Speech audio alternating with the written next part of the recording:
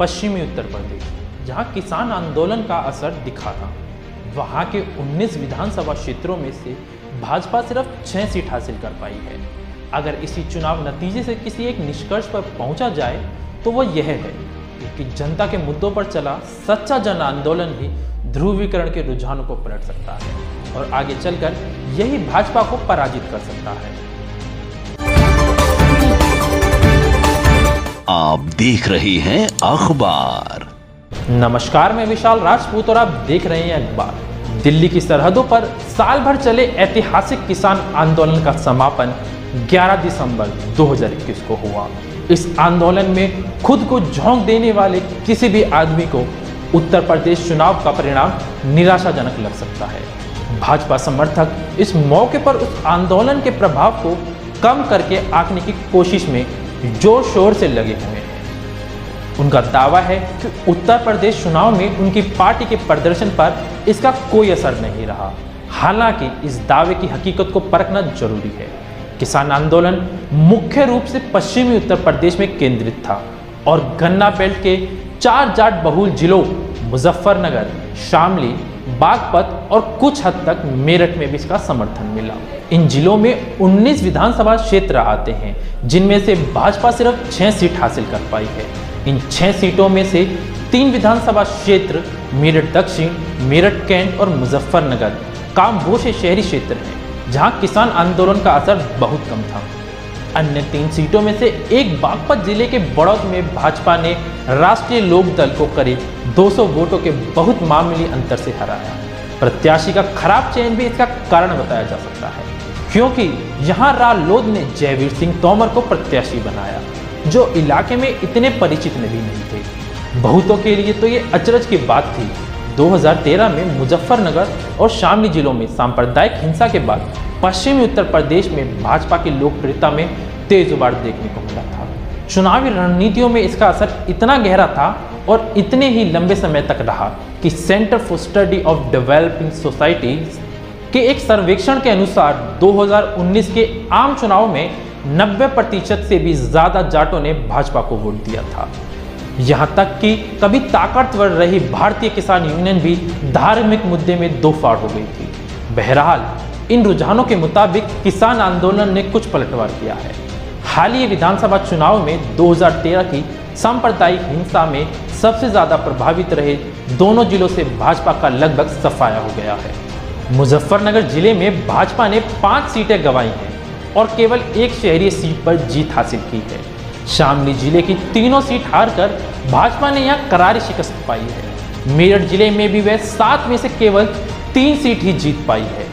वास्तव में इस चुनाव में पश्चिमी उत्तर प्रदेश के हिंदुत्व के कई नामचीन चेहरों को हार का सामना करना पड़ा। संगीत सोम मेरठ के सरदना से प्रत्याशी, सुरेश राणा शामली के थाना भवन से प्रत्याशी, उमेश मालिक मुजफ्फरनगर के बुड़ाना से प्रत्याशी, मृगंका सिंह स्वर्गीय बाबू हुकुम सिंह की बेटी शामली के कैरेना से प्रत्याशी। ये सभी भाजपा उम्मीदवार 2013 की हिंसा के मुख्य आरोपी में से थे। सभी 10,000 या उससे ज्यादा मतों के अंतर से हारे।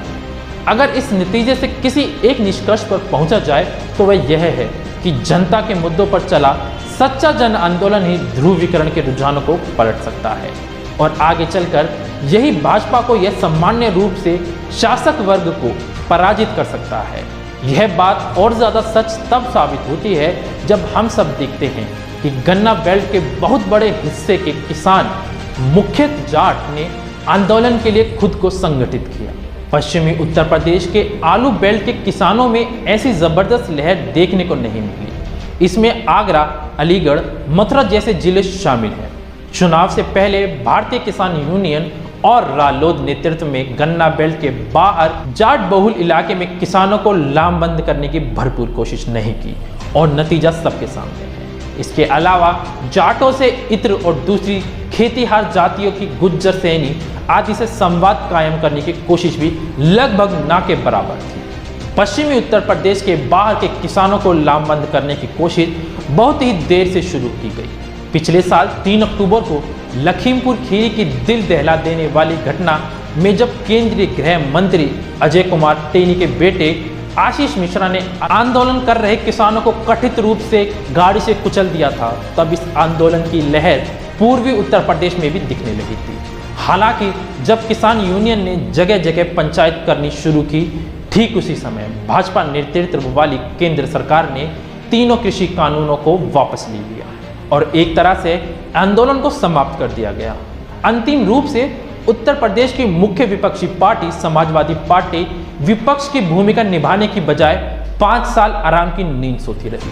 पार्टी के मुखिया अखिलेश यादव तथा दूसरे समाजवादी नेता कभी जनता के बीच दिखाई नहीं दिए। यहां तक कि किसान आंदोलन के दौरान भी कोरोना महामारी के दौरान जब उत्तर प्रदेश के मजदूर ने बड़ी तादाद में अपने अपने गांव और कस्बे में लौटने के लिए सैकड़ों किलोमीटर की पैदल यात्रा की, जब गंगा में हजारों की संख्या में लाशें तैर रही थी, तब भी अखिलेश या उनकी पार्टी के दूसरे नेता जनता के बीच कोई खास राहत कार्य चलाते हुए नहीं दिखाई दिए। इस निकम्मेपने के बावजूद समाजवादी पार्टी को पिछली बार की तुलना में लगभग 10% ज्यादा वोट मिले।